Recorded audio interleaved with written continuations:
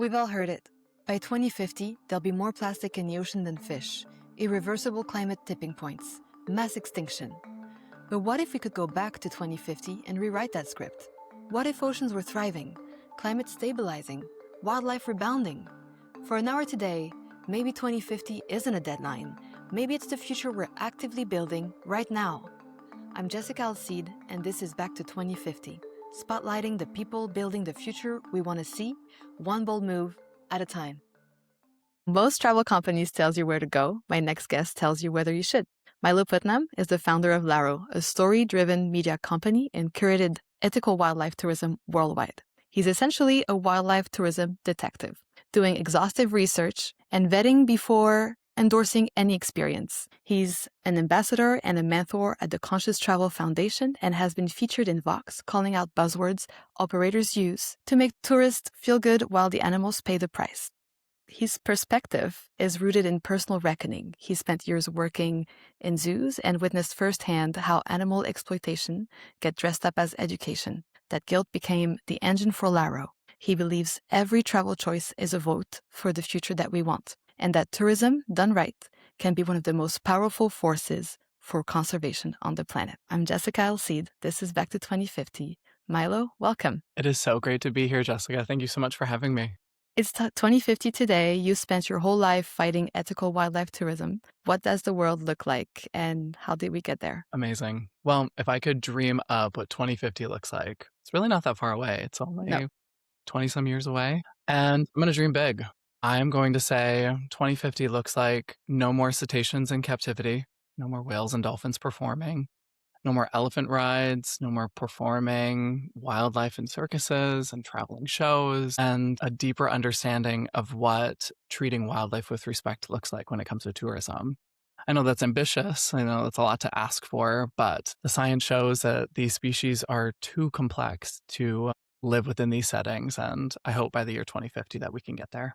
Take me back to the beginning. How did your obsession with wildlife start? How did all this brewed in your brain? Yeah, I wish I had a cute like aha moment as a kid, but the reality is I always loved animals. I don't know exactly why. There was never this like one family pet that tipped me off or this moment in the woods. I was a lucky kid who grew up with a really big backyard and I was always outside exploring. But I was also the kid that dreamed big dreams of traveling the world to see other wildlife. It wasn't just the native wildlife that was, locally where I live. And those big dreams had to kind of be measured down because I couldn't fly around the globe when I was, 8 years old necessarily. Had to be more realistic. And for me at that time and that age, connecting with wildlife meant going to local zoos. And I grew up connecting with animals that I wouldn't have seen otherwise in my backyard and here in the United States even by visiting them in captivity. And I became obsessed. I truly was insatiable. I wanted to know every detail about weird species. I wanted to know individuals that lived at the zoos. What was it like to take care of them? I was a kid that instead of wanting to play sports, I was busy sitting on the sidelines, like sketching up plans of like, if I built a zoo, like I was a kid that grew up in the 90s. So I was around with Zoo Tycoon and all those kind of like build your own experiences. And I really, really took that to heart and lived that. I did that too. I did that too. When I was 10 years old, I drew a map of the zoo I was going to build, and I were going to have lions that were rescued, and I was going to have like animals for them to hunt. And I had this whole plan of building a zoo. Well, I'm glad I didn't, but I connect with you on that. That's incredible. I love that. And I am in the exact same boat as you. It's interesting to look back on those younger years and just how much I've evolved and grown since then. But yeah, no, that obsession always existed. And I was so motivated by it that everything I did from extracurricular activities, like through middle school and high school, I started volunteering at a really young age. When I was like 13 years old, I was starting to volunteer at a local zoo. I was the youngest volunteer on the team, but I was so passionate about it. And I knew that I needed those ingredients to get to where I wanted to be. And at the time, I wanted to be a zookeeper. I wanted to be a zoo director. I wanted to take care of elephants. I wanted to work closely with these wild animals. Because this was the concept of wildlife for you. Animals in zoo. Yeah. Well, and it was the it was an intimate concept of wildlife. It was the proximity to wildlife. It wasn't just studying them out in nature and knowing how disconnected that can feel sometimes. I mean, when my world was a bit smaller growing up, having that close proximity to wildlife was, gosh, it was just like so appealing. So I ended up doing all of those kind of like foundational steps to actually do my undergraduate work. My bachelor's degree, of all things, is in zoo science. It's not in zoology, it's not biology, it's Wow. so hyper specific, so specialized that, I mean, my classes were literally taught at the zoo by the curators and the directors. So my background is very, very zoo centered. Zoo. And so Yeah, you worked in zoos after that. I did. Yeah. So I And how was spent, that? yeah. So I did my undergraduate in zoo science and then bebopped around to a few different accredited facilities that were accredited by the Association of Zoos and Aquariums. Through that, I spent about a decade working in different zoos. I moved around different states and spent the longest stint in South Carolina, where I worked in education for a long time and kind of interpretation for the general public. I was the person on microphone and writing the scripts at the sea lion feeding, Wow. managing behind the scenes tours with penguins on the weekends and making sure people were feeding the grizzly bear safely on their behind the scenes tours. And that kind of grew and evolved to looking for a larger audience. Like working within this facility, I could only ever have so many people on a tour, so many people, at a talk or at a demonstration. And that led me to marketing and communications and being able to storytell on a bigger scale and really connect people differently. And that was kind of where my zoo career peaked. Ended. Yeah, kind of had my full aha moment That's what I of was gonna ask. You had a moment exact. where you were like, okay, the things I actually stand for is very contradicting with what you're doing in the zoos. Yeah.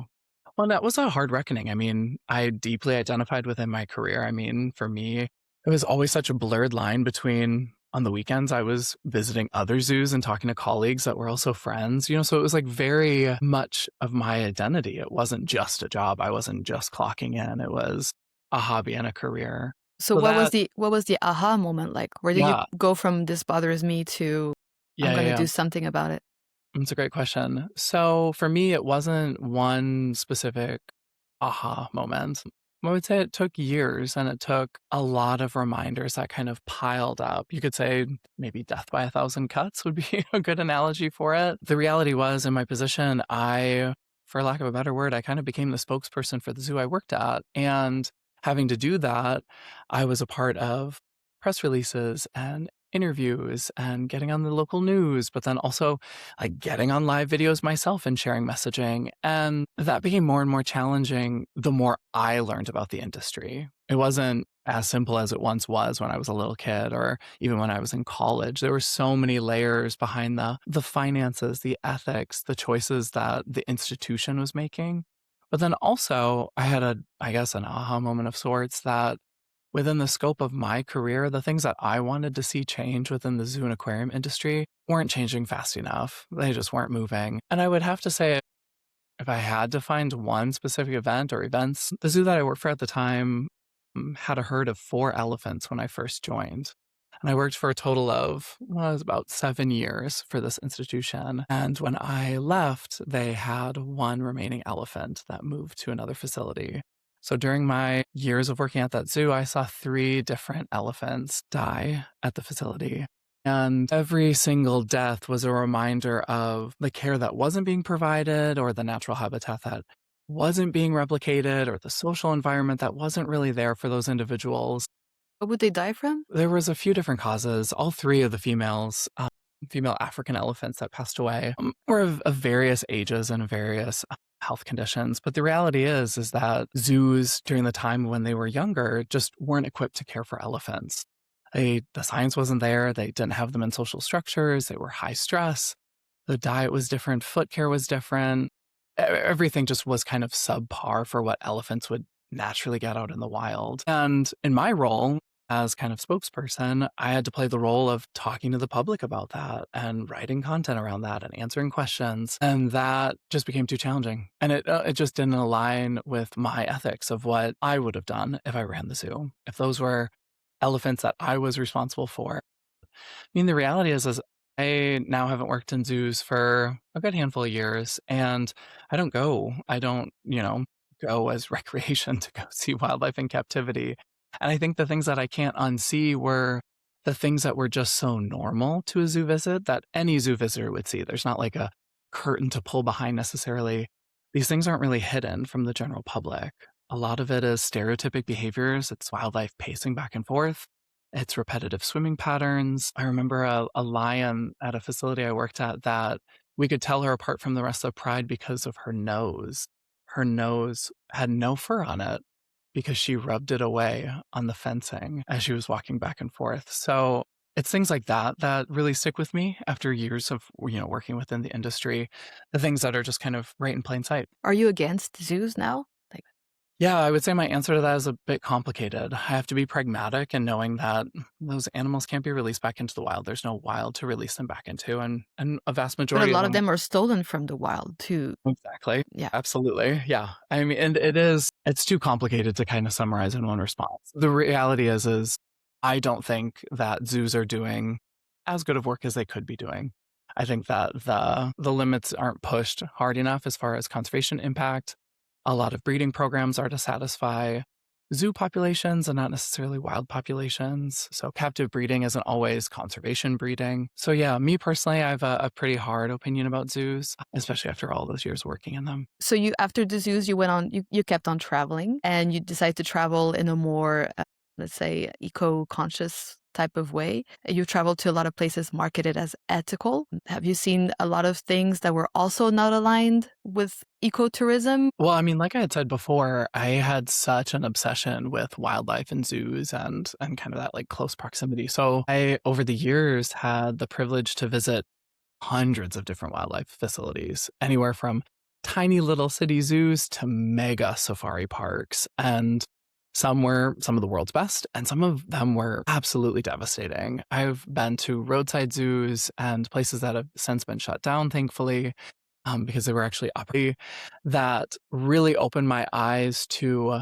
just the challenge that a word like zoo could mean anything from highly well-funded, huge footprint to a roadside zoo that's run by some individuals that are breaking the law and really running unethical practices. And that's true with a lot of different wildlife experiences. So I felt really passionate about harnessing my background in environmental education and conservation education and using it to really focus in on an audience of travelers. Because the reality is just like me, travelers have a desire to connect with wildlife. And when they go to places like Thailand or Kenya, pretty top on their list is going to be seeing wildlife. And sometimes those easy, accessible options are some of the most unethical options to support. So for me, I felt really passionate about creating resources and storytelling materials and really developing a narrative around the nuances of what should be celebrated and what really needs to be held accountable within this industry. There's a lot of words like rescue, sanctuary, eco park that are slapped on everything. How do you sniff out fraud? That's hard. Well, because they're self-assigned titles. I mean, you and I could decide to open up a rescue and call it, Wildlife Animal Haven, and there's nobody that's going to stop us. So there are some tools that I definitely use that are kind of a good starting point. One of the first ones that I always recommend, if you're looking into a facility that uses rescue or sanctuary, one of the first resources that I recommend is the Global Federation of Animal Sanctuaries. It's an international organization that actually accreditates facilities that take care from anything from whales, elephants, horses, chimpanzees. I mean, they really do have quite a diverse range of species, and all over the globe, anywhere from Central Africa to my backyard right here in New York. So I would definitely recommend starting there. Another great organization that has tremendous resources that I always seem to be aligning with is World Animal Protection and what they stand for and what they support versus not support. But the true reality is just how you started this conversation is it is detective work. There is certain things to look for, and that really comes with peeling back the layers of sniffing out reviews, heading to the website, but then also finding unbiased photos that aren't just a part of this marketing Hmm. package, like swim with dolphins, here's all these beautiful footage, but then also going to TripAdvisor, Google, all these different review platforms and sniffing out what actual travelers are experiencing too and seeing, um, what are they getting tagged in on Instagram? Because maybe it's a little bit different of a view than what they're selling on their website. I did that last year. My husband again wanted to go to a sanctuary close to an hour from where I live, and it looked really great on the website, but I wasn't feeling it. But it kind of said that it was rescue bears and rescue moose and all the rescue animals, and I had to really do a lot of digging in TripAdvisor reviews to find out, even like previous workers from the sanctuary. Yeah, just saying these are Ew. not necessarily rescue animals. These are animals we captured. And yeah, then they couldn't go back to the wild, so we rescued them inside our sanctuary. And so I couldn't do it, but it was crazy to see that on the website.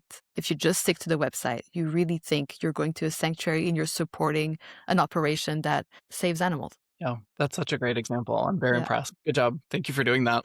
Thank you. And well, have you ever arrived somewhere expecting one thing and then you realize mid-trip, going to Yeah. something where you really felt it was a sanctuary, and then you get there and you're like, this is a real problem. What are we doing here? Yeah, it has happened. It is unfortunately pretty common within the industry. I mean, there's a lot of different options. So even well-researched or well-intended individuals can end up in situations like I have. One that comes to mind, though, was a number of years ago. It was actually in Tanzania, or off the coast of mainland Tanzania, on Zanzibar. I was visiting with a friend, and we specifically wanted to go see the red colobus monkeys that were only found in this one specific area, Jozani National Park, and unintentionally ended up with a very unprofessional guide who did not follow the park rules, and we ended up getting far too close to the monkeys and just ended up accidentally supporting something that wasn't ecotourism. It really was quite exploitative. The monkeys were so habituated to people being so close. It was a really shocking experience. I ended up writing about it afterwards. If that wasn't bad enough, though,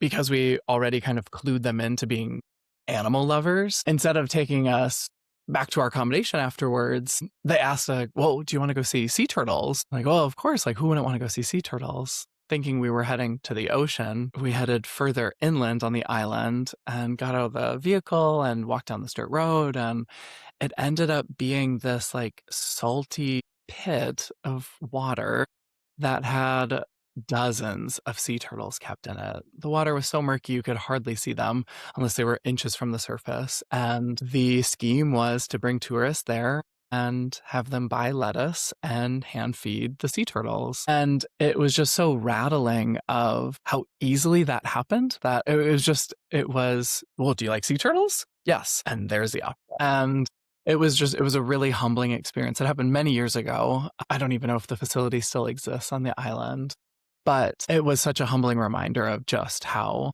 challenging it is to find those ethical opportunities and support them, and then speak up in the moment and actually tell your tour operator, your guide, your whoever you're traveling with that, hey, this doesn't align. This isn't what I signed up for. This really is not what I want. Have you ever done that? Call out. Yes. Yeah. And that's hard to do. That's not something that I like say lightly, like, hey, speak up and like speak your words. Because that's hard, because a lot of times it's happening in the middle of the wilderness and you're kind of depending on these guides. But no, I have unfortunately had to do that. The times that I've done it, I felt really passionate about doing so because I knew for a fact that we were breaking the law. So it wasn't that it was just making me feel uncomfortable as like what I would do for wildlife viewing. It was truly illegal for the national parks that we were in. The instances that I can remember were in Kenya, in Nairobi National Park. And then the other one was in India in Ranthambore National Park. And one was with lions and the other one was with tigers, unfortunately. And the first incident in Kenya, our guide, it was just myself and my husband. It was just the two of us in this vehicle with our guide. And he had heard from the radio that there was lions actively hunting. So of course we're racing down the roads, like as you would normally do. And the second he spotted the lions, and they had taken down a gazelle, and without even thinking, our guide immediately took the vehicle off the road, got as close as he could to the lions, and I was just in shock. I was absolutely rattled, as I knew for a fact that was one of the strictest rules in Nairobi National Park, was that vehicles stay on the approved roadways, and ended up getting in a bit of a yelling fit with our guide, trying to explain, as he was trying to encourage me to get a photo fast because we were breaking the law and hurry, get a good photo. And because they think that's what you want. Yeah. Of course, they think that all tourists there's no limits to what a good sighting can be. At all costs, get me as close, as best as possible. And that was so far from the truth. So after a bit of a dialogue, we ended up back on the road and completed our story. I said, take us back to the lodge. So unfortunately, You're lucky they didn't abandon you right there with the truly, lions. truly, that's what they said, yeah, this what makes it hard. I understand that. I mean, these things aren't easy to speak up. I mean, yeah. I've seen that a lot recently on social media. Well, maybe, people don't speak up directly, but then they post. I saw that with the wildebeest migration, Yes. where all the cars are like almost blocking the migration so that tourists can you take pictures. I've seen that with orcas in Baja, where you have 15, it seems like to have gotten better since that viral video from a couple years ago, but where you have 15 boats chasing a pod of orcas and you have a few tourists on the boats that are completely appalled. They're like, this is not right. This is not right. And the way they speak up is by posting on social media and it becomes rival. That's part of the movement. That's part of the shift Hmm. towards ethical wildlife tourism. I mean, the reality is our tourism dollars and where we spend our money is a vote of approval or disapproval. It's us cueing what should be the industry. And if less people are supporting it and being more vocal about better practices and best practices, then that will have a shift in the industry. And I do feel strongly about that, that it is going to be largely up to the consumers, the travelers, to be informed of what is proper and what's too much. And no, we shouldn't be getting out of our vehicles by the Mara River crossing and blocking wildlife highways. I mean, these are truly highways for these animals to survive, and the disruption that that causes to natural behavior and rate of survival is shocking. On the upside, give me a moment where wildlife tourism was done right, where you felt like you were doing something good. Yeah, I mean, I feel like a lot of our conversation has been focused on a lot of negative. I will say my work with Laro and creating this this true conversation and narrative around ethical wildlife tourism is to both hold accountable the things that are falling short, but then to also celebrate things that are stellar, that are just absolutely spot on, that are both supporting wildlife and local communities and indigenous people and are sustainable. And something that comes to mind is actually here in the United States, it's in Texas. It's called Bracken Bat Cave. And Bracken comes to mind because it is the world's largest bat nursery to the tune of like 20 million Mexican free-tailed bats. I mean, millions and millions of bats, like more bats than you could even comprehend. And what is so incredible about this place is this cave is fully protected. Not just the cave itself, but thousands of acres around the cave to support this bat colony. And it's run by a nonprofit. It's run by Bat Conservation International. And what's incredible is all of that would be delightful to have those bats to be protected, to have a nonprofit there to support. But what's so much fun is that Bat Conservation International also lets the public come in and get to see that firsthand. And they do it in such a measured way. It's only certain nights, it's only during certain times of year, and they have a really strict amount of people that can do it. And it's not just an open the gate and kind of tour yourself around. Everything is guided with a naturalist. So it's very educational and informative. And that experience was outrageous. It was so cool. It was one of my favorite wildlife experiences. It's the most wildlife I've ever seen in one sitting. I mean, millions. You literally, well, eventually you make your way to the opening of the cave right around sunset and wait for the bats to emerge. I mean, being nocturnal, My they're going to leave God. the cave and go out hunting for the night. They're going to go look for Hmm. insects. Hmm. And it ends up, I mean, they really call it this. They call it a bat NATO. It's so incredible because these bats are coming out of this opening and they're trying to like get enough momentum like out of this kind of gully that the cave is in. And in doing so, they're making this like swirl of flying bats all in this colony.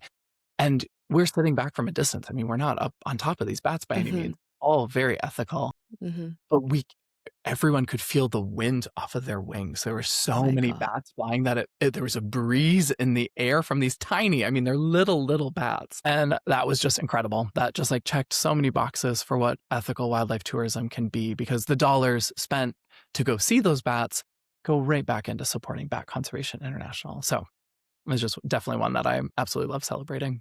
Oh my God. I want to go. Yes, you must. Although I would put it top on a bucket list. Absolutely. If you're ever in Texas. I will. I had a bat in my house, though. I gotta say, do not want to get too close from those. Yeah, I was going to say Very that's a little different than the 20 million at bracket. yes, hard to picture. There was also this national park in Vietnam, Yac Don, Vietnam's national park, that stopped elephant rides. What Yac Don National Park is doing, I mean, they're located in southern Vietnam, in a country that doesn't have a ton of wild Asian elephants and also not a lot of captive wild elephants, thankfully. But like you said, they stopped doing elephant rides for tourists at the national park and instead have kept those captive elephants in the park. And they live in this beautiful semi-wild environment where they can forage naturally and make their way throughout the park and really live as naturally as they could from their year. I mean, these elephants worked for decades within the tourism sector. And what's beautiful too is Yac Don, not only those elephants, but they're also working with a nonprofit called Animals Asia to also rehome other captive elephants from Vietnam to the national park that never lived there before, that did maybe logging work or other work in tourism, performances, and really give them the opportunity to live more naturally and in a sanctuary, a natural setting. I went to Thailand, it was probably 15 years ago, and I did elephant riding. And I thought that by not doing elephant riding on a chair, that just riding on their back was okay. So I have a lot of pictures of me at, 20 years old riding on an elephant's back. And I thought it was okay. That's what it was kind of marketed, that you're not hurting them because you're not putting those chairs around their bellies. And today, I could never do this. And I really hope that this is, being canceled in a way, in this cancel culture. Well, I have a really passionate opinion about it because I too have an archive of images of me holding wildlife, bottle feeding wildlife, swimming with wildlife True. that I would never do again. That I would never, ever, ever do again. And I really am passionate about not shaming travelers and not, wagging a finger and really making them feel guilty for that, because from my perspective, it's truly just a case of a deepening sense of awareness of what does that look like. Because Jessica, I mean, your example is actually very true. Yeah, if I'm going through the different phases of what's better, best, and the best for elephants, chair is probably the worst. The worst. Back is better. No riding is even better than that. So there's exactly. layers and nuances to what we can do. And I always try to share that. I mean, a lot of cases with tourism and elephants, specifically in Southeast Asia, is, well, okay, tourists aren't really looking to ride elephants as much anymore. Not all. They're becoming a little bit more informed. So now there are a very big trend for a number of years now is elephant baths. It's getting tourists to actually get in the water, bathe them, scrub elephants down. And what's so interesting, it looks so harmless. It looks so joyful. The elephants love the water, checks all these great boxes. The reality is that the training involved with having an elephant do rides and having an elephant do baths, it's identical. It's still punishment-based training that's very abusive, that involves a lot of injury to the elephants, and involves a lot of fear-based training too. And at the end of the day, it just doesn't give elephants a lot of choice. They don't get to choose to participate or not. They're forced to, because it's about making money. It's not about making the elephants happy or healthy or supporting their natural behaviors. So there is a shift happening, and it is those little nuances, and it's making sure, instead of fully canceling the culture of travelers, it's informing and providing resources for travelers to do better when they're in those situations. What does the relationship between local communities and wildlife tourism looks like when it's working? When it's working, it's one and the same. I mean, the reality is as travelers, it's our responsibility, regardless of where you're going in the world, if that's not your home, to be respectful and to have as small of a footprint as possible, to spend your money wisely and try to be as least amount of disruption to the area and to the local communities. That being said, local communities are the folks and the people and the groups that are living alongside these wild, dangerous animals many times. And when it's working really, really well, both can succeed, and there can be revenue funds from tourism that can support local communities that can really change livelihoods. A project that I'm familiar with from my work with the Conscious Travel Foundation, they were actually a recipient of our Community Impact Fund this last year, called Project Hue. They're based in Lombok, Indonesia, and they work specifically with ecotourism around sharks. And what's so interesting is in order to actually get travelers out to go see sharks in the wild and go snorkel and dive, they use fishing boats, boats that are actually used typically to go hunt and fish and kill sharks.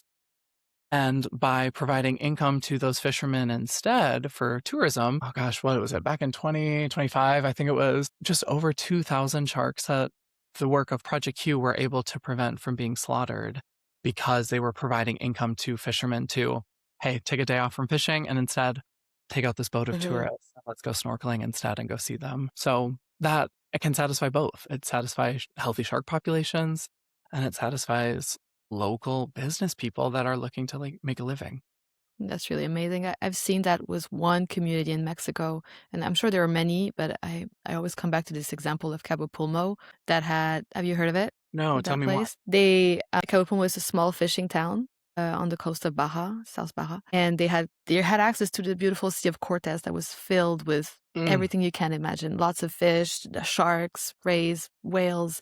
And within a few decades, the sea from where they were fishing was completely depleted, and the fishermen were not able to fish anymore. And so they turned around as a community and they created a marine protected area that is called the Cabo Pulmo Marine Protected Area. And it took 10 years, I think 13 years for the biomass to increase by 800%. It came back from the brink of extinction. And today, most of the fishermen became scuba divers, tourist guides. And it's one of the most luxurious, abundant life, sea life that I've ever witnessed, is where you can see the huge schools of jackfish. They do tornadoes underwater. You can go swim with bull sharks. You just sit there at the bottom. There's no shark feeding, and the bull sharks are very calm. They're in their element. They're not bothered.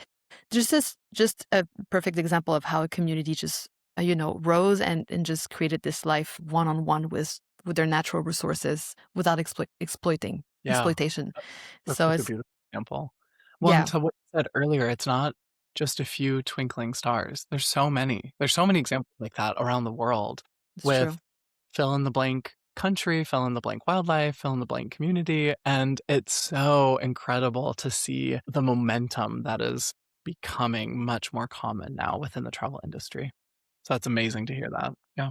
I hope you go. I hope we'll go. I would love to. Yeah. You have me sold. I definitely have it on my list. Thanks.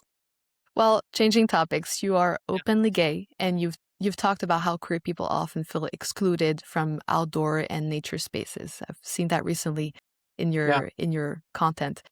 Mhm. When did you first feel that tension? Like loving the wild but not always feeling safe in it, and especially in destinations that can be remote, culturally conservative, and sometimes really dangerous for LGBTQ plus Mhm. folks. Yeah. Well, I think it's a hard topic to talk about. I mean, the reality is that I've been to countries where me being openly gay is illegal. That is like not only frowned upon, it is truly a offense by law, which is wild to think of. And the code switching that has to go into that of keeping myself safe, of choosing not to wear a wedding band or not having any sort of public displays of affection if I'm traveling with my husband and really having to have a deeper sense of awareness for our own personal safety. And thankfully, I've not had any nightmare moments, knock on wood. But the reality is that that is the case with outdoor spaces. I mean, a lot of times these are rugged kind of wilderness areas that do feel a bit inaccessible to folks that haven't been exposed to nature. And that's not just queer individuals too. I mean, that's people of color, that's different minority groups It's that true. feel that there's almost a bit of a fortress around, let's say, the wild, which is so shameful. That's so unfortunate. Nature is for everybody and nature should be accessible and needs to be accessible. And I wouldn't say that it was necessarily like one period in my life where that all of a sudden became so obvious. I think it was if you head to any state park, national park, county park when you're traveling, and you can note the lack of diversity of people, that everyone kind of looks the same, or everyone kind of looks maybe a little too Caucasian or a little too Yeah, it's true. identical to one another. Hmm. Why Yeah, is that, do you think? It's accessibility and safety. I mean, it's truly the fact that that representation just does not exist. I mean, there's a lot of things within the industry that just haven't facilitated diversity.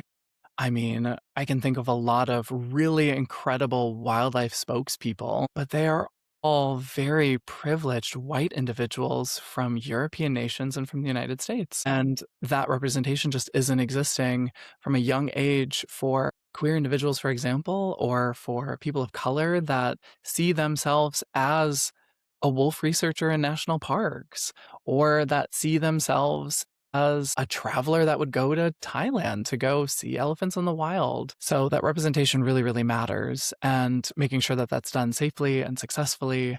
So I'm always a big advocate for supporting, for myself at least, supporting other queer organizations that are doing work to connect like-minded individuals to foster a sense of community and try to break down some of those barriers, whether that be equipment or security or logistics even, and even just providing those kind of core moments for people to experience nature themselves. Some organizations that come to mind that I've either overlapped with or are familiar with are Venture Out Project here in the United States. They're a queer outdoor rec organization. And then I want to say it's LGBTQ Outdoors also comes to mind.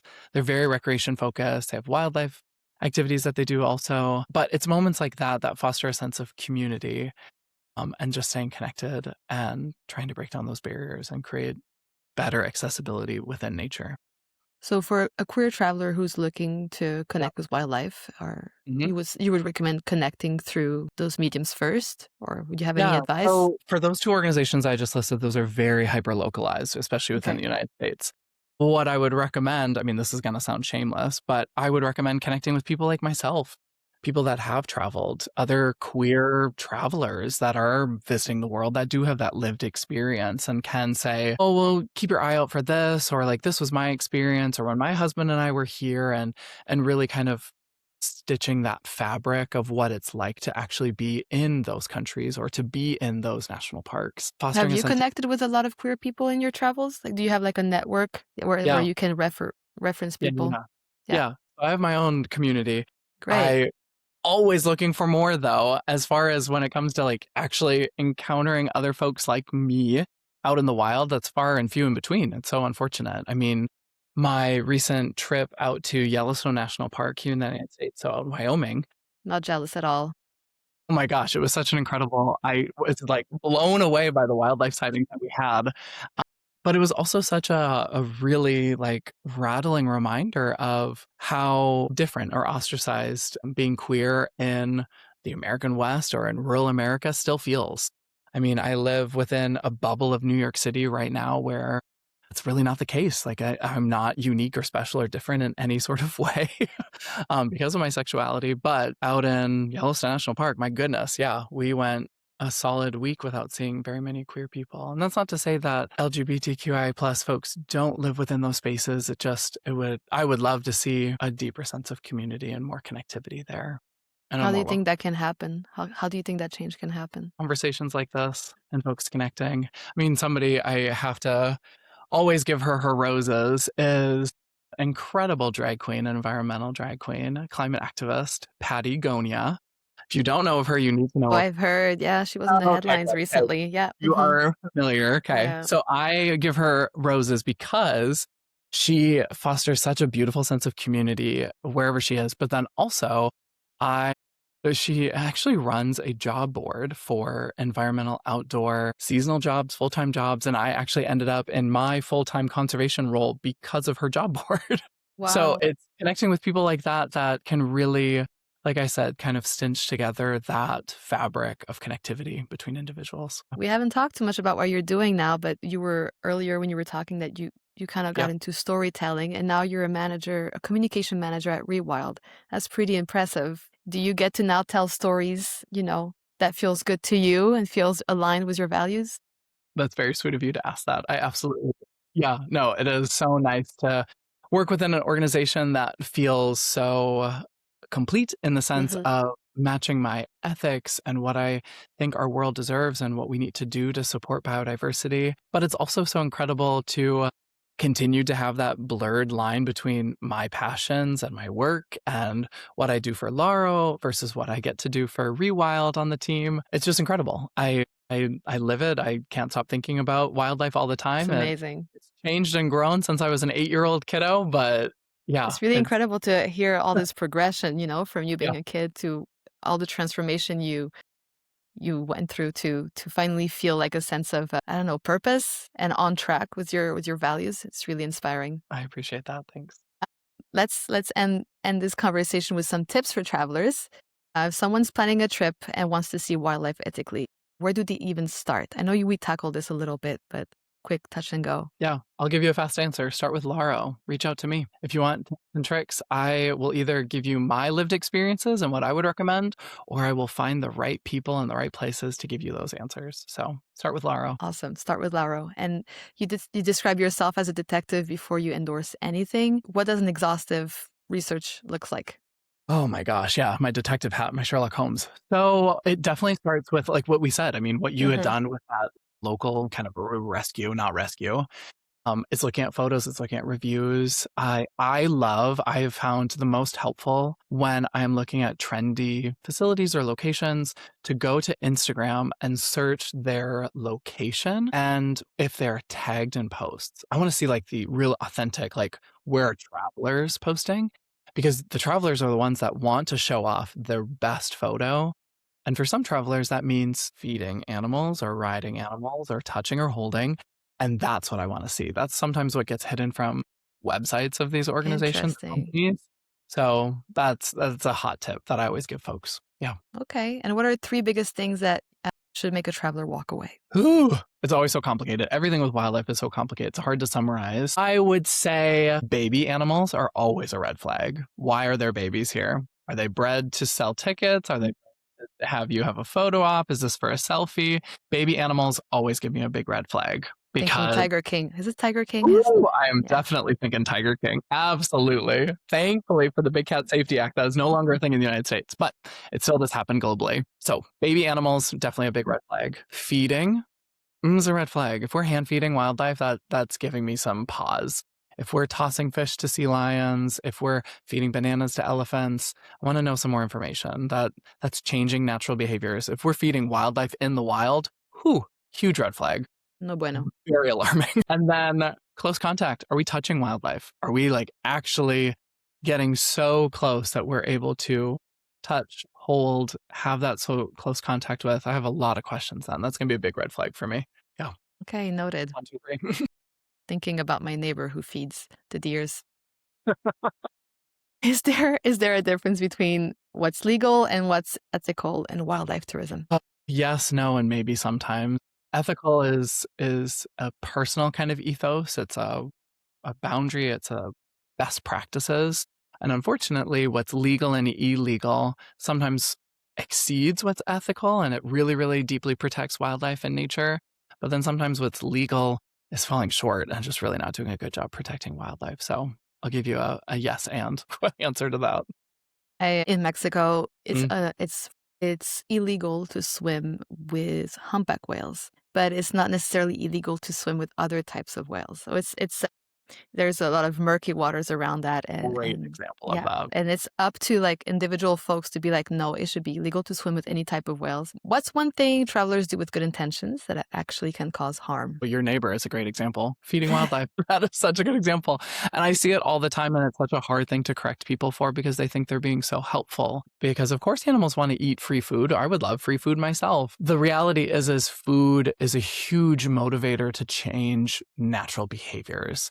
It can change seasonal patterns, it changes diet, it can change biology within animals as far as what nutrients they're getting and what's healthy and what's not. So feeding it's a really hard one because people think it is so helpful and so sweet and so harmless, but it can be potentially very harmful. Noted. Yeah. I'll see if I'll talk to her.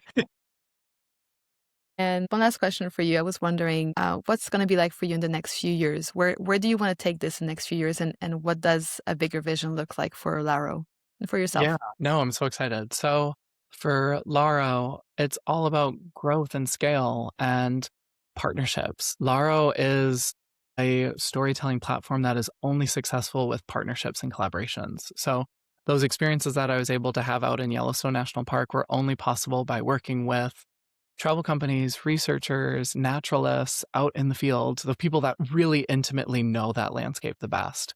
So when I think of growth for Laro in the next handful of years and down into the future, it's bigger and more intentional partnerships. It's getting in the right places. It's getting where people are dreaming of going and having maybe some great ethical experiences, or where there could be some work and improvement done, and partnering really intentionally to celebrate or hold accountable those activities. Is there a big, like, bucket list item? Actually, let's not answer that. Okay, I'll hold it. I wanna end with a game, and I'm going to give you 2 wildlife experiences you can pick from. Okay. And so one or the other. Fast, first instinct, no overthinking, and we're going to work our way to whatever is actually at the top of your bucket list. But I love obviously, it. you probably have, like, a whole list of things I'm not gonna mention, Yeah. so let's see if it gets even close. So if Okay. you had to choose between humpback whales swimming and Serengeti lion pride at sunrise. Ooh, lion pride sunrise.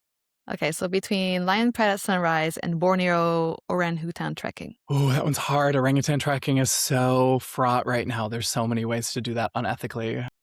I would do orangutan trekking though. I want to do it the right way. Yeah, orangutans. Okay, so between Borneo orangutan trekking and Antarctic penguin colony. Oh, that's tough. I've never seen either of those species or groups of species in the wild before. I think I'm gonna stick with Borneo. I'm sticking with orangutans. Okay, we're getting somewhere between Borneo orangutan and great white shark diving. Definitely. Great white shark diving, I have feelings about. So yeah, let's go with orangutan. Okay, so Borneo orangutan trekking and black rhino on foot. Ooh, black rhino on foot. I've done white rhino on foot. I'm sticking with orangutans. Wow, you're making me an ape fanatic. Borneo orangutan is really hard to say for me. It is. I picked a really hard one. Sorry.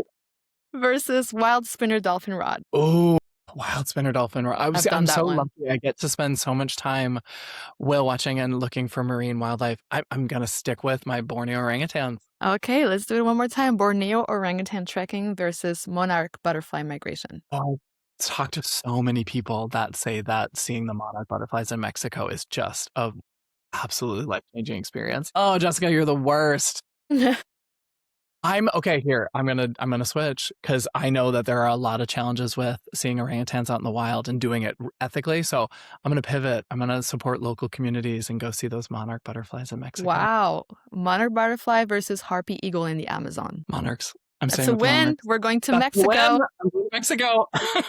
Book my flight. I've actually been so close. I lived in Mexico for 3 years, and I've been so Yeah. close, and I've never made it happen. So that's something I would love to do. Yeah. Let's We should plan do a that trip, together. Milo. That was such a fun game. Thank you for doing that. I love that. Well, I'm so happy you took the time. It took us 6 months to plan this with our busy schedules. Yeah. But I was so thrilled to talk with you and learn more about who you are, what you do, and I'm booking my next trip soon. So I will reach out to you for more ethical tips on how to make a really purposeful wildlife trip. Amazing. It was delightful getting to talk to you. Thank you so much, Jessica. You've just listened to an episode of Back to 2050. If you liked it, please share it along. If it sparked something in you, I'd love to hear about it. And if you know change makers building solutions who should be on this show, send them my way. More episodes on Spotify and Apple Podcasts. I'm Jessica Alcide, and this was Back to 2050. Thank you for listening.